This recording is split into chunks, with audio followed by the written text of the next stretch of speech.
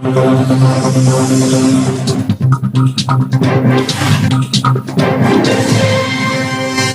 प्रदेश में विधानसभा चुनाव के आए नतीजों को राज्यसभा सांसद विवेक तन्खा ने आश्चर्यजनक बताया है। उन्होंने कहा कि चुनाव से पहले पूरा माहौल बदलाव का प्रतीत हो रहा था, यहां तक कि जनता के मन में भी यही विचार चल रहा था, लेकिन नतीजे आने के बाद सब कुछ अचानक से पलट गया। उन्होंने कहा कि ये माहौल वोट में क्यों तब्दील नहीं हो पाया, ये हैरान कर देने वाला है। राज्यसभा सांसद विवेक तन्खा ने आगे कहा कि पूरे भारत में चुनाव पारदर्शिता से नहीं हो रहे हैं। कांग्रेस पार्टी द्वारा इस पूरे मामले की जांच की जा रही है, जिसके बाद हम विधानसभा चुनाव में ईवीएम को लेकर पार्लियामेंट, कोर्ट, जनता, इलेक्शन कमेटी, इनमें से किसी के पास भी जा सकते हैं। राज्यसभा सांसद विवेक तन्खा ने अपने बयानों में कहा कि विधानसभा चुनाव में आए नतीजों की दिल्ली में समीक्षा बैठक हो रही है, जिसमें मध्य प्रदेश, छत्तीसगढ़ एवं राजस्थान में आए चुनाव परिणामों को लेकर समीक्षा की जा रही है। उन्होंने कहा कि मध्य प्रदेश में आए परिणामों से प्रत्याशियों एवं कार्यकर्ताओं में आक्रोश है।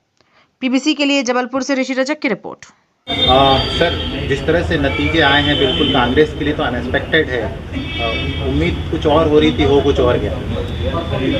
बिल्कुल जैसा आप लोग देख रहे थे वैसा हम देख रहे थे। ग्राउंड में एक बदलाव का वातावरण था, मगर वो वोट में ट्रांसलेट नहीं हुआ। बड़ा आश्चर्यजनक है।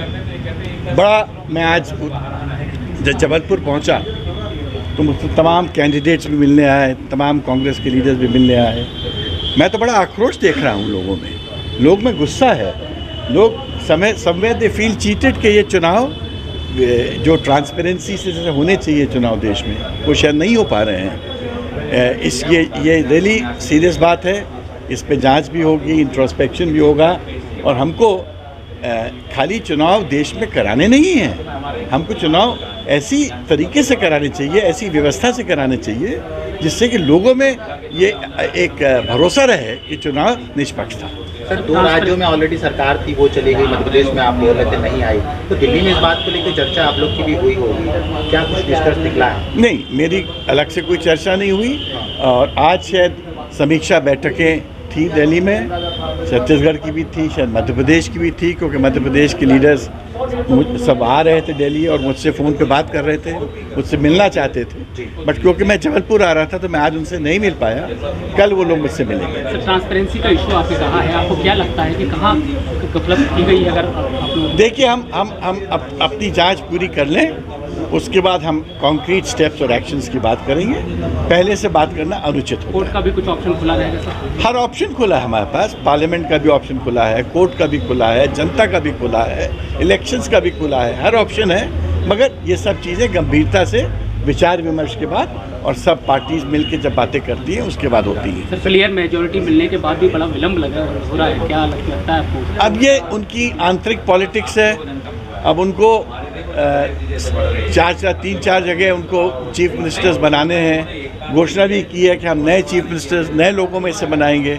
तब ये तो उन्हीं का आंतरिक मामला है, इसमें हम लोग क्या कह सकते हैं? उम्मीद क्या, एक्सपेक्टेशन क्या है पार्टी से? नहीं, हम क्या उम्मीद करेंगे, ये तो उनका डिसीजन है कि उनको किसको चीफ मिनिस्टर बनाना है। जिसको वो चीफ मिनिस्टर बनाएंगे हम लोग उस डिसीजन का स्वागत करेंगे, क्योंकि ये प्रजातांत्रिक प्रणाली का एक हिस्सा है।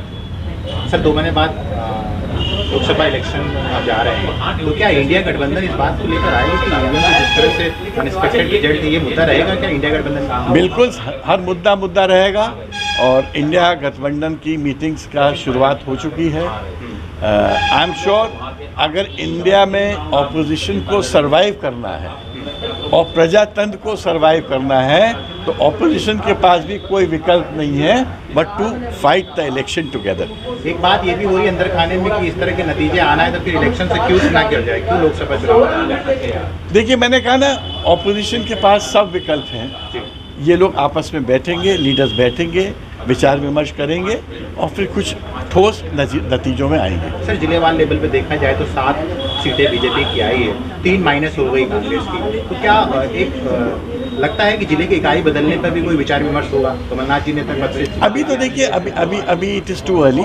समीक्षा हो रही है और किसी भी इतने बड़े अभियान के बाद कोई भी पार्टी एक समीक्षा करती है और फिर समीक्षा के बाद सुधार लाती है, पर इसमें समय लगता है। बड़ा कंफ्यूजिंग है सर, कमलनाथ जी के स्टेप को लेकर भी कभी इस्तीफे का हल्ला उठता है, कभी कुछ, तो आप क्या कहना चाहेंगे? मैं इस पर कुछ टिप्पणी नहीं करना चाहता। ये व्यक्तिगत मामला है कमलनाथ जी और हाईकमान के बीच का, और मुझे इसकी पर्सनल जानकारी कुछ नहीं है।